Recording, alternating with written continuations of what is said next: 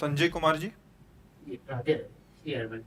महाराज जी राधे राधे, आपके चरणों में कोटि कोटि प्रणाम। महाराज जी, क्या मात्र नाम जप से भौतिक जीवन की अरे प्रतिकूलता? केवल नाम जप से ही, मात्र ने केवल नाम जप से ही बात बनेगी, और कोई दूसरा साधन नहीं है। कृतयुगे ध्यायते विष्णु त्रेतायाम यजतई मुखै द्वापरे परिचर्याम कलौ तद्धरि कीर्तनान। भगवन नाम कीर्तन, भगवन नाम जप, जो चाहो खरीद लो, लोक परलोक जो चाहो खरीद लो। नाम रूपी परम धन पर करके तो देखो, दो चार बार करोगे तो कहोगे कोई लाभ में नहीं। ऐसे नहीं, जैसा हम सिद्धांत है, जैसे रोग है सालों का पुराना है तो वर्षों दवा चलती है ना, वर्षों परहेज के साथ दवा लेते रहो और धैर्य पूर्वक धीरे धीरे वो छीन। तो ये तो अनंत जन्मों का पुराना रोग है हमारा भव रोग।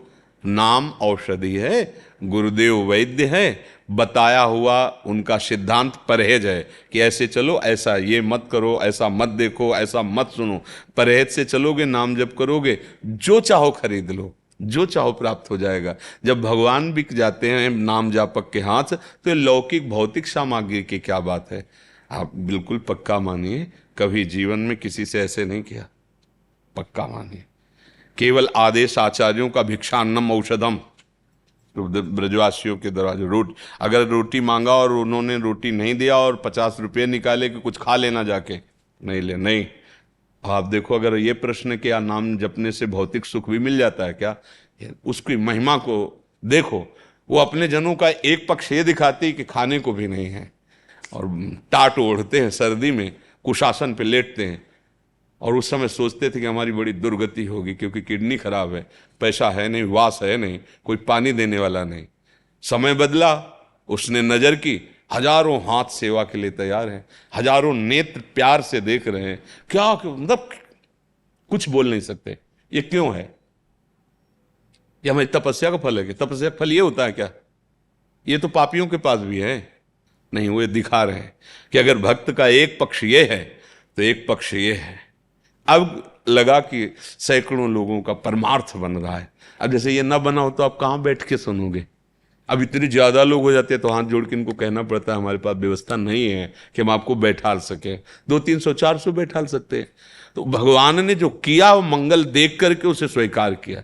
भजन में कौन सी सामर्थ्य नहीं, हम यही कहते हैं जो चाहिए तुम्हें पर करो। एक स्थिति है वहां तक पहुंचने पर, ऐसा नहीं कि 2-4 माला घुमाए और चेक आ जाए, ऐसे नहीं है। उसकी निष्ठा देखी जाएगी उसका, और फिर तो खरीद लो, भगवान बिक जाते हैं नाम से। तो ऐसे संगीता जी मथुरा से। राधे राधे। राधे राधे महाराज जी, आपके चरणों में कोटि कोटि प्रणाम। गुरु जी, आपसे प्रश्न है कि क्या हम यहाँ भी कर्म का फल भोगते हैं और नरक में भी कर्मों का फल भोगते हैं? ऐसे तो कर्म का हिसाब 2 बार भोगना पड़ता है महाराज जी, क्या ऐसा है? जब पुलिस चोर को पकड़ती है तो घर से डंडा मारती हुई ले जाती है, फिर थाने में मारती है, फिर इसके बाद न्यायाधीश उसको दंड देता है। होता है ना प्रक्रिया। हम प्रगट का उदाहरण देते हैं। पहले घर से पकड़ने से लेकर के थाने तक, जय बार मन आया तय बार लात घूंसा थप्पड़, और थाने में डट के डंडों से पिटाई, और इसके बाद हथकड़ी लगा करके पूरी फाइल बना करके जज के सामने फिर वहां उसको सजा सुनाई जाती है। अभी तक क्या हो रहा था? अभी तक दंड नहीं दिया गया क्या? कर्म का इतना भयानक फल होता है। यहां देख लो, 5 मिनट दुष्कर्म किया और आजीवन जेल या फांसी की सजा। तुम्हें नर्क को ऐसा लगता है कि कहानी कही जा रही है? कहानी नहीं है। जब वो जेल जाते हैं ना, फिर लौट के जब आते हैं ना, तो कहते हैं कि दूसरे के जूते खा लो लेकिन जेल मत जाओ, ऐसा कर्म मत करो। जब वहाँ 10वें वर्ष 20वें वर्ष उनके बीच में रहना पड़ता है, जो सब गलत काम करने वाले लोग, तब उनका जीना मुश्किल हो जाता है। तो भाई 5 मिनट उन्होंने अपराध किया था तो 10 मिनट दंड दे देते, आजीवन कारावास क्यों? आप प्रश्न कर सकते हो क्या? कानून है, कानून ऐसे भागवतिक कानून है। आप अगर पाप कर्म करोगे तो दुर्गति शब्द है, यहां भी और वहां भी। घर में भी चैन से नहीं रहने देंगे और जेल में भी चैन से नहीं रहने देंगे, आपको दंड भोगना पड़ेगा। इसलिए डरो, कानून से डरो, समाज से डरो, धर्म से डरो, अपराध से डरो, कोई गलती ना हो जाए। मनुष्य शरीर मिला है, बुद्धि है, विवेक है, उससे काम करो, पशु थोड़ी हो। अब मनमानी करोगे तो ठीक है, आज तुम्हारे पुण्य काम कर रहे हैं, नहीं फंस रहे हो, कल ऐसी जगह फंसोगे, हाँ चकनाचूर हो जाओगे, किसी काम के नहीं रहोगे। इसके बाद फिर दंड। किसी ने कहा जैसे हम मर जाते हैं तो शरीर तो यहाँ छूट गया, फिर दंड किसको मिलता है? स्वप्न में तुम्हारा शरीर छूटा हुआ ही तो पड़ा हुआ है सैया पे, पर स्वप्न में यदि गला काटा जा रहा है तो चिल्ला पड़ते हो कि नहीं? इसमें तो चाकू क्या, इसमें तो सुई भी नहीं घुसी, और चिल्ला कैसे रहे हो? सपने में यदि दुख मिल रहा है तो है ना तुम्हारा स्वाप्निक शरीर। ऐसे ही नरक में जो मिलता है उसका नाम यातना दे, देवलोक में जो सुख मिलता है उसका नाम देव दे, ये जो है स्थूल सूक्ष्म कारण दे। अब अज्ञान है तो तुम्हारी कल्पना से थोड़ी बातें बनेंगी, इसलिए हम सबसे प्रार्थना बार बार यही करते हैं कि भाई शराब मत पियो। क्यों? क्योंकि तुम्हारी बुद्धि ठीक निर्णय नहीं कर पाएगी, उससे अपराध बन जाएंगे। मांस मत खाओ। क्यों? क्योंकि इस अपराध से तुम्हारी बुद्धि भ्रष्ट हो जाएगी। व्यभिचार मत करो, पराया जो धर्म के शासन से अलग भोग आदि वो मत करो। रश्मि चतुर्वेदी जी कानपुर से। राधे राधे महाराज जी। महाराज जी, जीवात्मा का परम सुख क्या है? परमात्मा, हम अपने अंशी से मिल जाए तो परम सुख हो जाए। उन्हीं को परमानंद कहते हैं, उन्हीं को ब्रह्मानंद कहते हैं, उन्हीं को भगवदानंद कहते हैं, उन्हीं को ज्ञानानंद कहते हैं, उन्हीं को प्रेमानंद कहते हैं। जैसे छोटा सा बच्चा बिछुड़ गया अपनी माँ की गोद में पहुंच जाए, उसे विश्राम मिल जाता है, ऐसे ही जब जीव भगवान को प्राप्त होता है तो उसका परमानंद की अनुभूति होती है। बिना भगवान के भटकना ही भटकना है। न जाने कितने जन्म हम भटक चुके, न जाने कितनों को अपना अपना माना, पर कोई हमारे साथ नहीं है। इस जन्म भी कोई साथ नहीं जाएगा। मानो अभी शरीर छूट जाए तो कौन साथ है नहीं, पर गोविंद साथ है। अगर हम भगवान को अपना मानकर नाम जप करते हैं, भगवान की आराधना करते हैं, तो हमें अनुभव होता है कि हमारे भगवान हमारे साथ हैं, तो हम उनके अंश हैं। तो जैसे लहर तरंग में अलग दिखाई देती है, और जहां वायु हटी तो समुद्र हो गई, ऐसे ही मायाकृत शरीर में हम करने के कारण हम स्त्री पुरुष तरंग हो गए, और ये भाव हटा सोई परमानंद भगवत स्वरूप हो गया, क्योंकि हम भगवत स्वरूप ही हैं। हमारा जो जीव स्वरूप कहा जाता है, देह भाव के कारण उसे जीव कहा जाता है, नहीं तो भगवान का अंश वो भगवत स्वरूप ही है।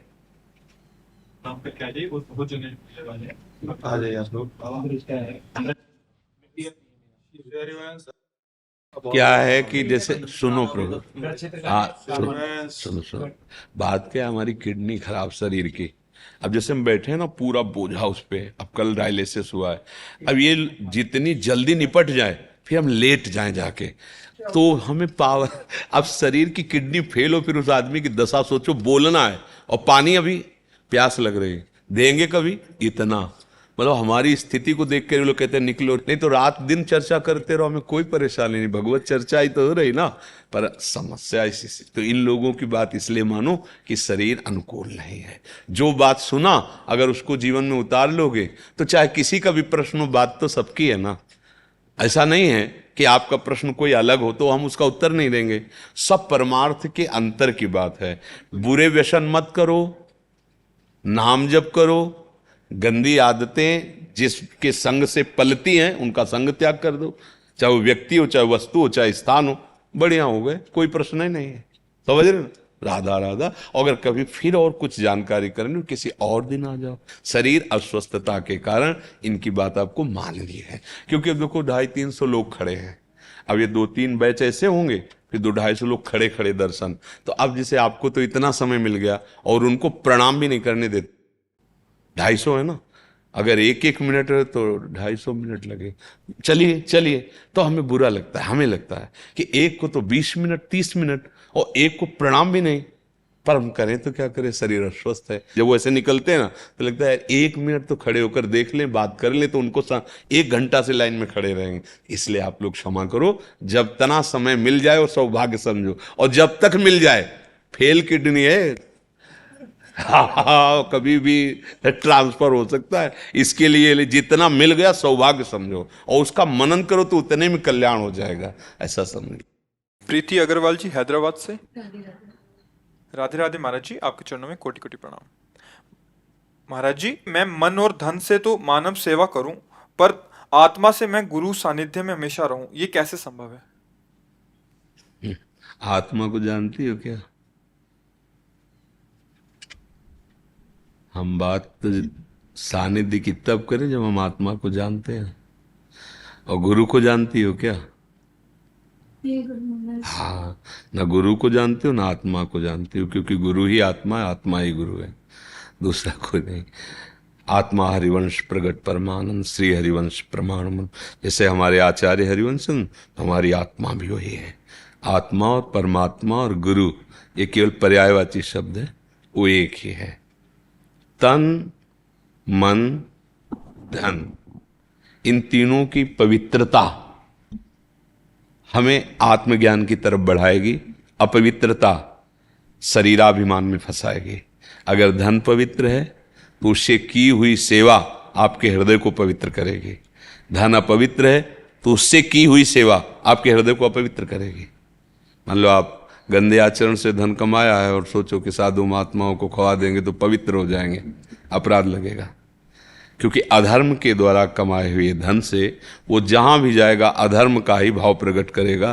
तो उनके धार्मिक भजन में या धर्म भाव प्रकट करने वाले आप हुए ना, तो जितनी देर उनको जलन होगी, अशांति होगी, उसका दंड आपको भोगना पड़ेगा। तन, जैसे आपका स्त्री शरीर है तो पति सेवा, पुत्र सेवा, सास ससुर की सेवा। मन, प्रभु के नाम में, सावई मन कृष्ण पदार विंदयो। अगर ऐसे चलो तो हमारा स्वरूप ही है, जो मैं तत्व है, जो गुरु तत्व है, जो ब्रह्म तत्व है, वही आत्मा है, कोई दूसरा नहीं।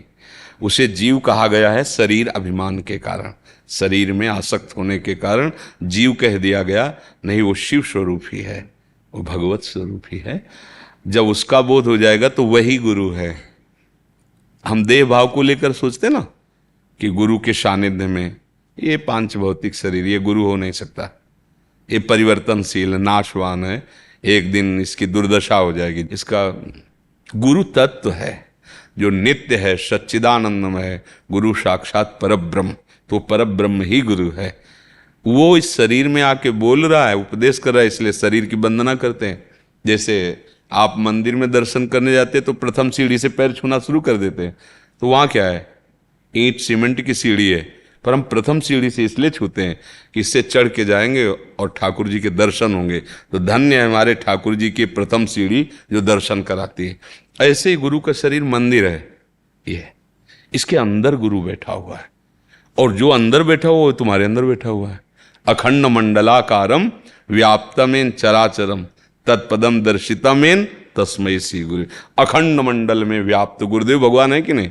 तो जब आपको आत्मज्ञान हो गया, आत्मा का परिचय मिल गया, तो वही गुरु है, वही परमात्मा है, फिर कोई प्रश्न नहीं रह जाएगा। इसका मतलब हमें आत्मज्ञान नहीं हुआ तो हमारी दृष्टि रहनी चाहिए गुरु के वचन पर, यही है उनका सानिध्य।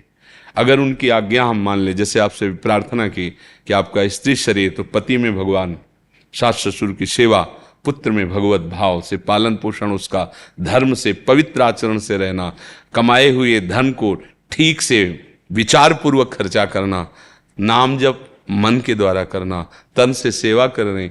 अभी देखो आपको अंदर अनुभूतियां होने लगेंगी।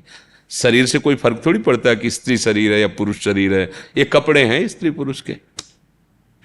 जो आत्म तत्व है वो सबका एक ही है, कोई अंतर उसमें नहीं, वो भगवत स्वरूप है। तो गुरु की बात मानना ही गुरु का सानिध्य है, गुरु की बात मानना ही गुरु की सेवा है। प्रगट सानिध्य को ज्यादा महत्व नहीं दिया जाता। जो सच्चा मार्ग का पथिक होगा ना, प्रगट, आप हमारे पास हो, अपनी मनमानी आचरण करो तो कुछ नहीं मिलेगा आपको। आज्ञा का पालन कर रहे हो, दसियों हजार कोस दूर हो, वहां से तुम्हें अनुभूति होगी गुरु जी का कनेक्शन है, गुरु जी, क्योंकि वो व्याप्त है, वही तुम्हारे हृदय में व्याप्त है। ये बाहरी सानिध्य को ज्यादा गलती मत करो। गुरु की सेवा, उनके वचन का पालन करना है। प्रगट में सानिध्य ज्यादा नहीं, कोई भी हो, चाहे स्त्री हो चाहे पुरुष हो, प्रगट सानिध्य उनके भी भजन में बाधक है और आपको भी भ्रम हो जाएगा, क्योंकि तुम्हारी इतनी स्थिति नहीं कि उनका संग पचा सको। अपने जो कर्तव्य कर्म बताए गए उनमें और अक्षरशः त्रुटि मत करो, अक्षरशः पालन करो, तो देखो गुरु जी हृदय में बैठे हैं। और प्रगट सानिध्य की तरफ भागे, उनके वचनों को ठुकरा दिया, कुछ हाथ नहीं लगेगा और दोष दर्शन हो सकता है, अपराध बन सकता है। इसलिए जैसे गृहस्थ में हो ना, संतों से बस इतना संबंध शिक्षा और भिक्षा का, हमारे पास अन्न है, हमारे पास वस्तु है, आप स्वीकार करें, आपके पास जो ज्ञान है वो आप हमें प्रदान करें, उसके अनुसार हम आचरण और दोनों भगवान को प्राप्त करें। ये ऐसी कोई प्रगट में जिससे तुम धर्म से भ्रष्ट हो और उसकी भावना विचलित हो साधना से, कभी नहीं। बहुत सावधान रहना चाहिए। गुरु तुम्हारे हृदय में बैठे हुए हैं, तुम भावना यहां करो, देखोगे गुरुदेव जिधर देखोगे उन्हीं का प्रताप नजर आएगा। बाहरी संबंध, सत्संग सुनो, एकांत हो जाओ, अपने घर के काम करो, नाम जप करो। ये बिल्कुल मतलब हमारी बात समझ रहे ना। कहीं भी किसी भी संत के पास हमारी बात समझ लीजिए। या हम किसी दोष दृष्टि की बात नहीं कर रहे, अपने अपने मार्ग में चलने की। उनको अपने मार्ग में चलने दीजिए, उनका वैराग्य का मार्ग है। अगर आप ज्यादा उनको प्यार दिखावा करेंगे तो उनका चित्त कहीं भगवत चिंतन से रहित न होने लगे। इसलिए तो उन्होंने माता पिता भाई परिवार छोड़ा है। तो आपको सहयोग ये करना है कि उनका चित्त हमारा चिंतन न करने लगे। सेवा की, आज्ञा पालन की दूर, तुम्हारा मन धर्मयुक्त चले, उनका मन भगवत युक्त रहे, दोनों का काम बन जाएगा। अगर हम दोनों गलती करोगे तो फिर दोनों को दंड मिलेगा। एक न सुने एक नहीं देखा, गुरु शिष्य अंध बधिर कर लेखा। हरे शिष्य धन शोक न हरे, सो गुरु घोर नरक में परे। होश से ऐसा नहीं कि गुरु हो गए तो मनमानी हो गए तो फिर उसके लिए कानून है। आप देखते ना, राष्ट्रीय कानून और भागवतिक कानून दोनों से दंड मिलेगा, कोई भी हो। एक शिष्य मंडली के साथ गुरुजी जा रहे थे, केचुआ जानते हो, केचुआ जो माटी में होता, लाल चींटी, शास्त्रों चींटी उसे खा रही थी। तो उनका गुरुजी इसका कितना कोमल शरीर, कितना कष्ट होता होगा। ये लाल चींटी जब काटती है छत्ता पे, वो मतलब एक दाना से पड़ जाता है बहुत। तो बोले गुरुजी इसका तो बहुत कोमल शरीर है, कौन सा इसने पाप किया। वो दिव्य दृष्टि संपन्न थे। बोले ये गुरुजी हैं, गुरुजी, और ये चेला हैं जो चींटी बने हुए हैं। इन्होंने नोचा है, अब नोच रहे हैं। अवश्य में भोक्तव्यम कृतम कर्म। गुरु शिष्य का संबंध कैसा, जैसे पवित्र अपना बच्चा हो और गुरु मां है।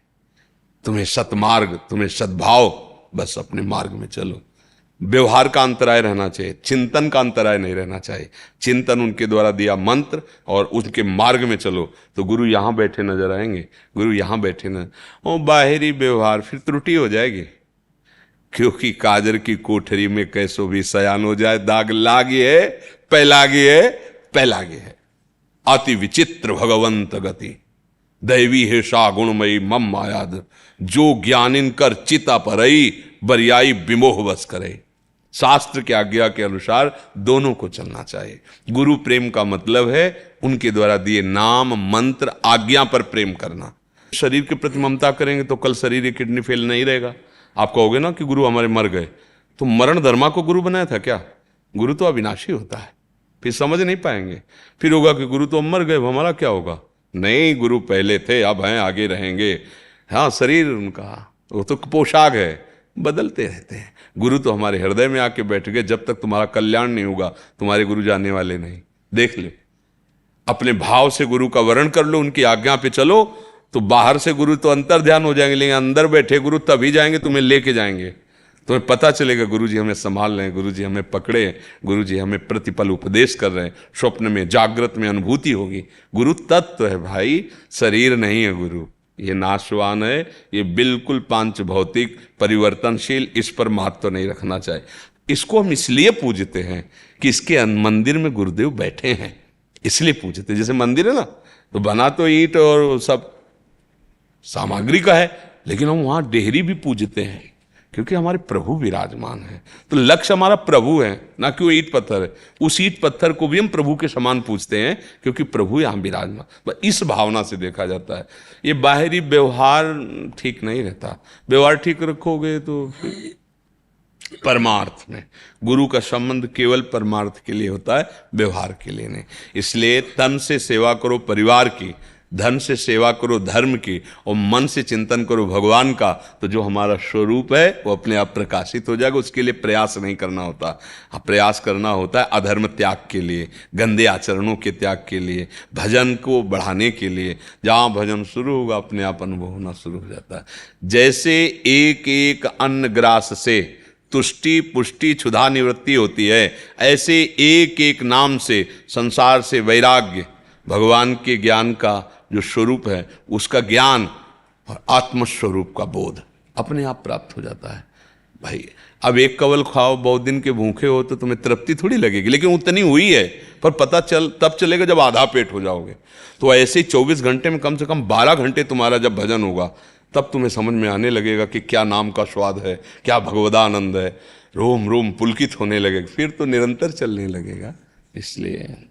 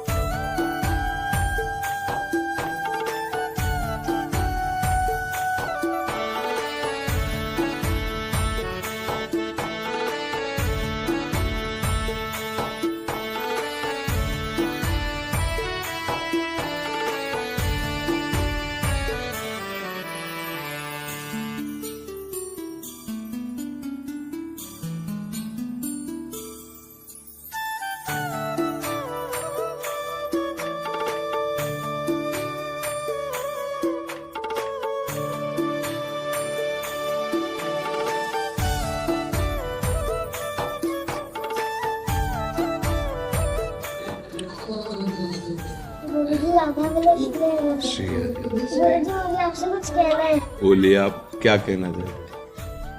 ब्रह्मगोचर बात कहाँ कहूँ अति अनोखी, उभयप्रीत की रीत चौखी तय चौखी। वृंदावन छवि देखी देखी, हुलसत हुल सावक, जल तरंग गौर जल श्याम, तरंगवत गौर श्याम, श्याम बिलसत विलला सबक। ललिता नित सहचरी, निरखी निरखी बलि जानित पद, 84 हित पद कहें चतुरन को परमवितम। 84 हित पद कहें चतुरन को बहुत परमवितम। सुंदर। अब जो है अगली बार जब कभी आओ तो जोई जोई प्यारो करे याद करके आना, ठीक है? एक पद याद कर लेना, चतुरा। अच्छे बच्चे, राधा राधा।